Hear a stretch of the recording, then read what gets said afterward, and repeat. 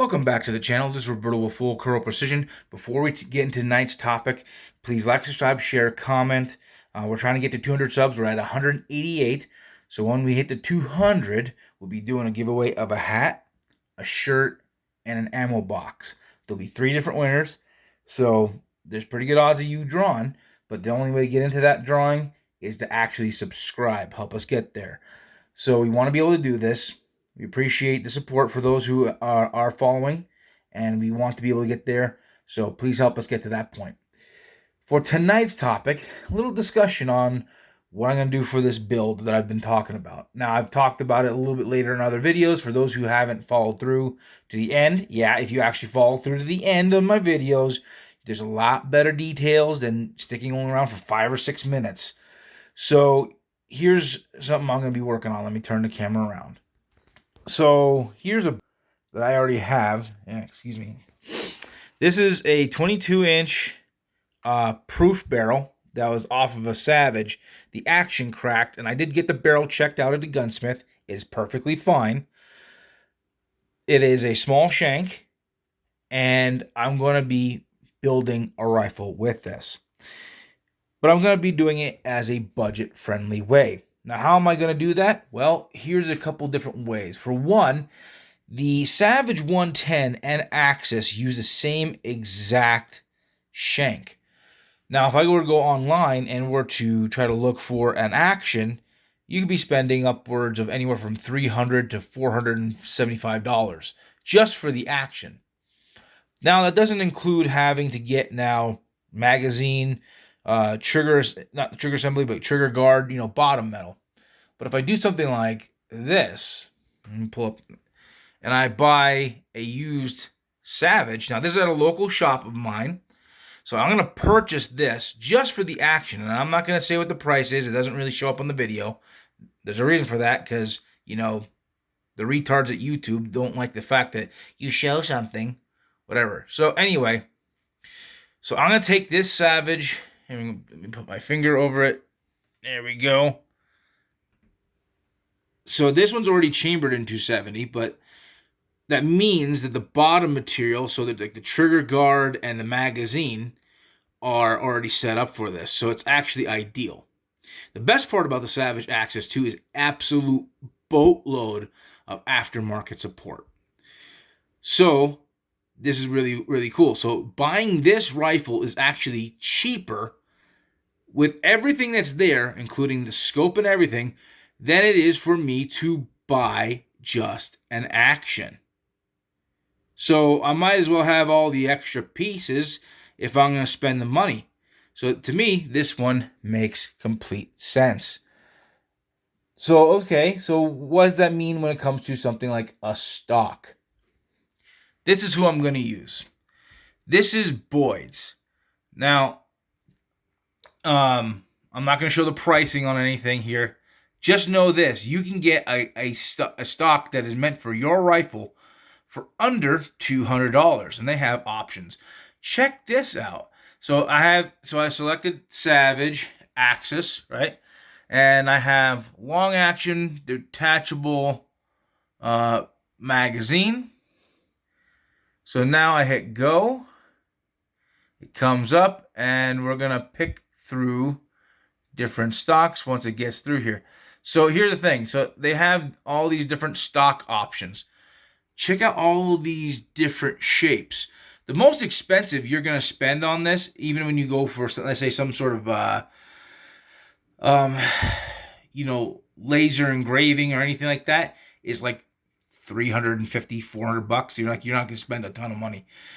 So I can get something like this. Where'd it go? It's called the Spike Camp. I'm not going to show the price, but look at that, right? If I go over here and check that out, ain't that pretty? That's basically my company colors right there. So I'm going to put it in something like this, because it has a little bit more of that vertical grip. It has everything I want it to do. The best part about it is I can go down. You got things like your different finishes, length of pull, so I can shorten this up a little bit. Recoil pad, laser engraving, Oh, and pillar bedding. Yeah, I'm going to be doing all that. So if I did something like, oh yeah, let's go with a recoil pad, okay. So I'm up a little bit more, but that's besides the point. So I'm going to zoom out a little bit, stay away from there. But, I can adjust the length of the pull. I can shorten it up a little bit. So there are different options on this, like laser engraving. Check this out, and I will do that as I go across. So you can get all sorts of things, including lettering. So I'm probably going to do some laser engraving with my company name on it. They got different options. Yeah, so there's some pretty cool options here. Let me pull up this I came up with because, and I'm going to do the same thing. Let me turn the camera around. This is what I do. I find my muzzle brakes on eBay. So this is the stainless steel version of what I'm currently using on my other rifles. This is a heavy duty, large 3-port, 2 top ports, and it's threaded 5/8 by 24, under $30. Yeah, really affordable, really durable. It does the trick. Now, the other one, I'm going to pull up to the next thing. And I can't cover up everything, so I'm going to do this from back here. So you can see that right there. That's a bolt sleeve. So I can get an aftermarket bolt sleeve for under $100. And I can get a bolt knob for just right around $50. So I can accessorize the tar out of this thing and make it really, really nice. So the most expensive part of this build is literally just this barrel. If you were to try to buy this barrel brand new, you could be looking at anywhere from $1,000 to $1,200, depending on your exact specs. This is a phenomenal build for me. So it does the trick. It does what I want it to do. So why am I going through the effort of this semi-custom? Well, one, I already have the barrel, so I might as well. But I've been doing the math in between buying the rifle for the action and like having the magazine and different parts. And then I can get these different parts like the bolt sleeve, the bolt handle.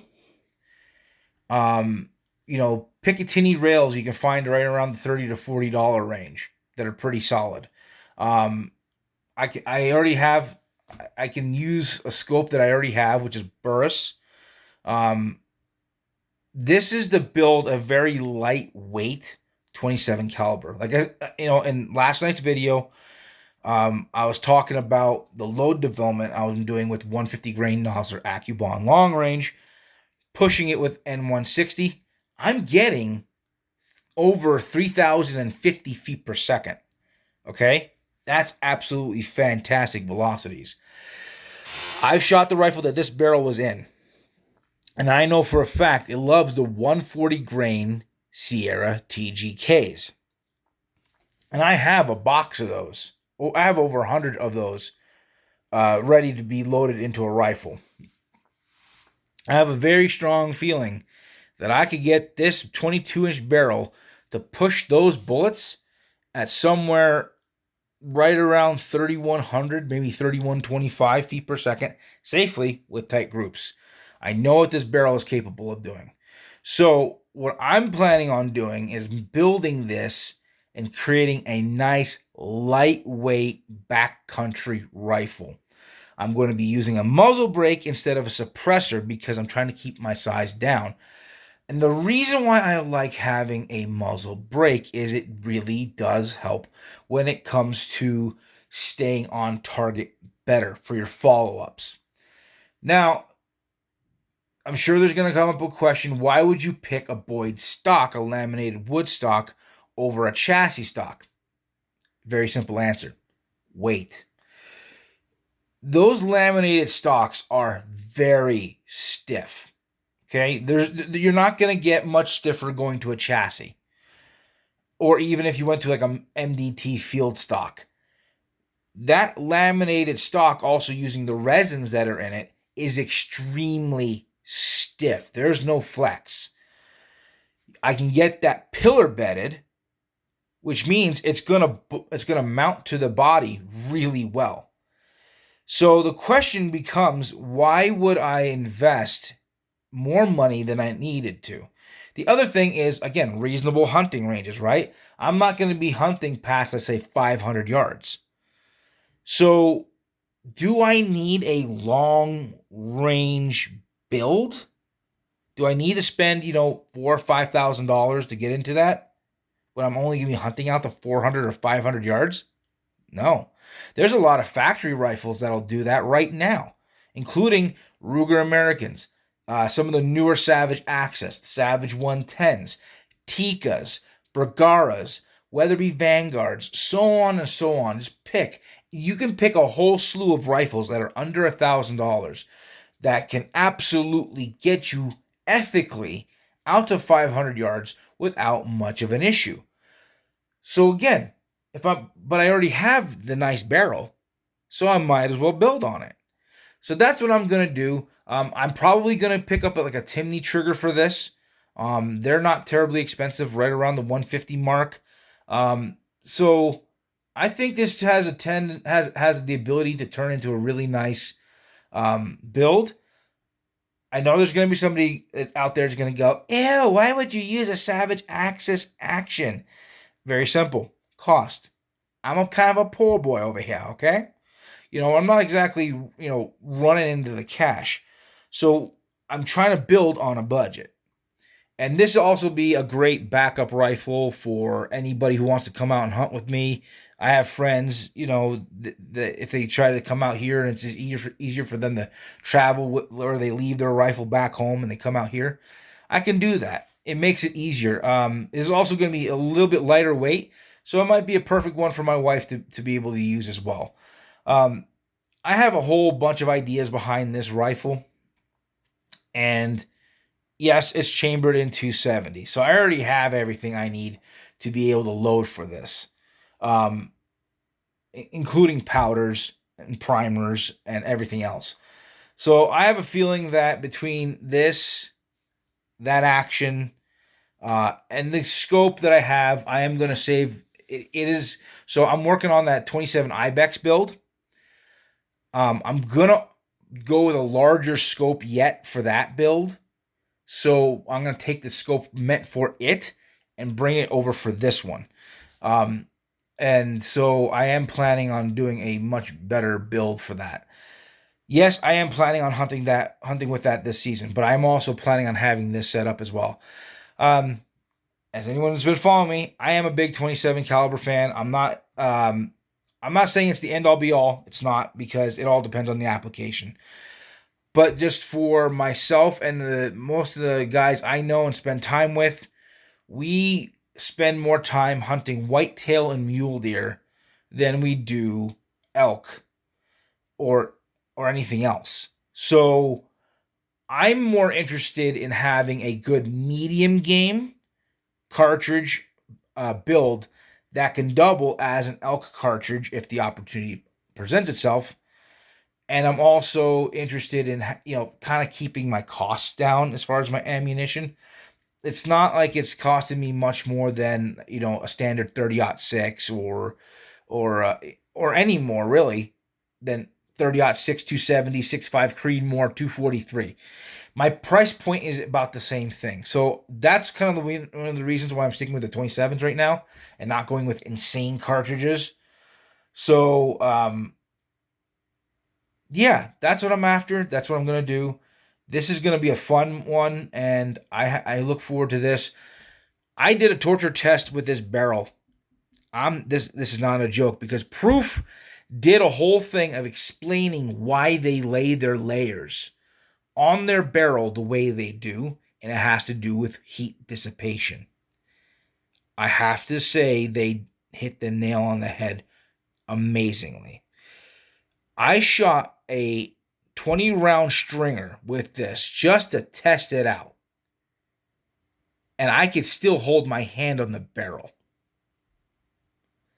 It was warm, but it was never hot. And I'm talking about up by the chamber. So this thing does phenomenally well. It shoots really accurate. When I had this going, it was shooting factory Sig Sauer Elite Hunters with the 140 grain TGKs consistently at a 0.3 inch group, factory loads. So I look forward to see what this thing can do with hand loads. If it does that well, this thing is going to be an absolute deer slayer. So I'm excited to be able to do this. It's not like it's going to cost me that much more than it is to go out and buy a Weatherby 307. You know, so that's the idea. Is I might as well build what I want. I mean, I'm already in this. I might as well, we have a few months to work on this and get it all squared away. Yeah. The only thing I have to do is get a little bit of a brass that's left into the chamber outside of that. It's fine. So, yeah, this is going to be a fun one, and I look forward to it.